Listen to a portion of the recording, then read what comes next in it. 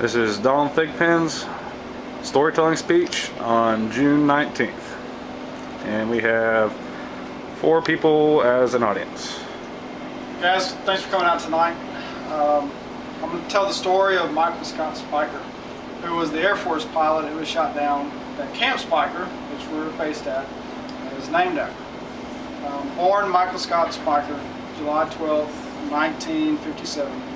He was born in Kansas City and moved to Jacksonville.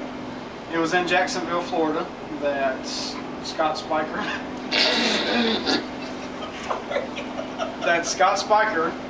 went to high school, graduated, married his wife, had 2 infant children.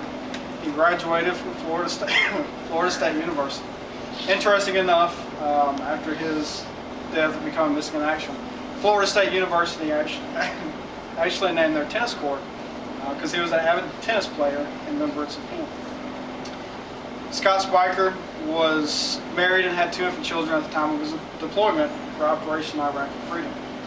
At the time of the war, Scott was a lieutenant commander stationed aboard the USS Saratoga.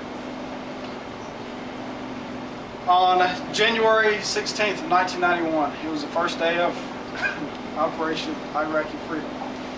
Scott was flying a F-18 Hornet. There is debate on to how Scott was shot down. Official reports listed as a surface-to-air missile. However, other pilots that were on the mission with him say that it was a MiG-25 that actually shot Scott down. To this date, his body has never been found. He was flying over an uninhabited wasteland called Wadi Thumayal, and Scott was the first casualty of American forces. A lot of information is still classified.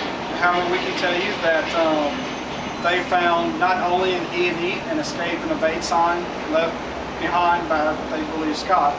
They also found what they believe to be his flight suit, his initials etched in a prison cell, an Iraqi prison cell.